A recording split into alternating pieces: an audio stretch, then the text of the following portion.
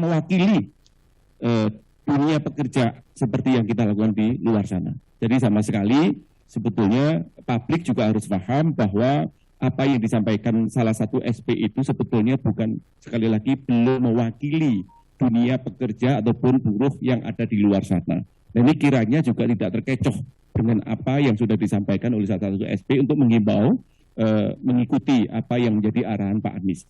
Kiranya kami juga senantiasa sekali lagi untuk memperkuat apa yang disampaikan oleh Pak Ketum DPN Apindo tadi, kiranya pijakan-pijakan Pak Anies cukup clear dan jelas.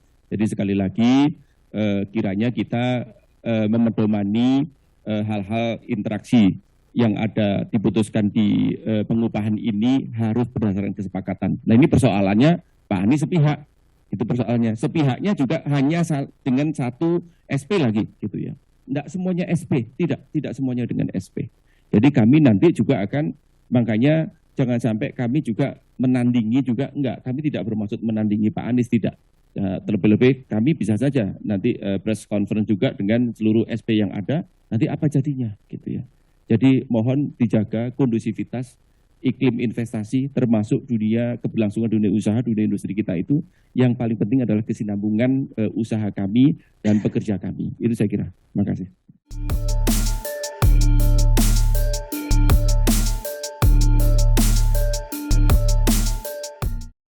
Ya, jadi teman-teman bisa lihat sejarah kenaikan UMP di Jakarta. Para pengusaha juga sudah terbiasa bahwa UMP di Jakarta itu selama 6 tahun terakhir itu rata-ratanya naik sekitar 8,6%. Artinya dunia usaha sudah terbiasa dengan kenaikan sekitar 8,6%. Tahun lalu terjadi krisis kan karena ada pandemi. Dalam kondisi berat seperti tahun lalu saja itu naiknya 3,3%.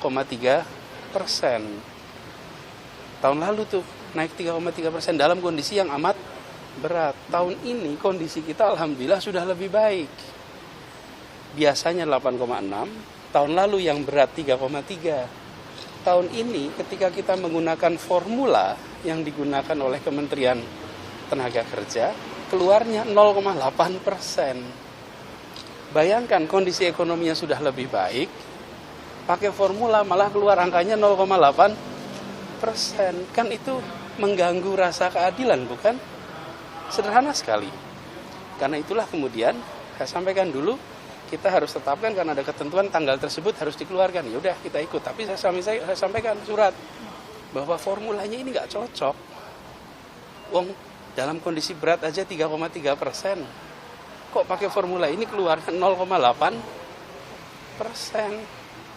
Jadi rasa keadilan jelas terganggu.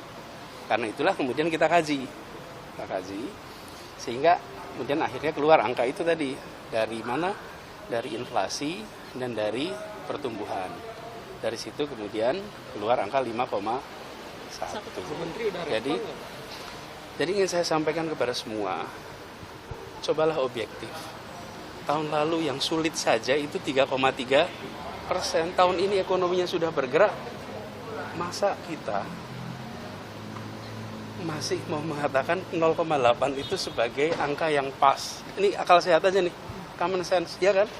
Karena itulah kita putuskan 5,1% dan kami berharap ini dilihat secara bijaksana.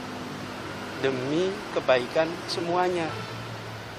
Di satu sisi tidak setinggi biasanya, di mana biasanya adalah 8,6, tapi juga tidak rendah seperti tahun sebelumnya. Itu aja cukup. Terima kasih Pak.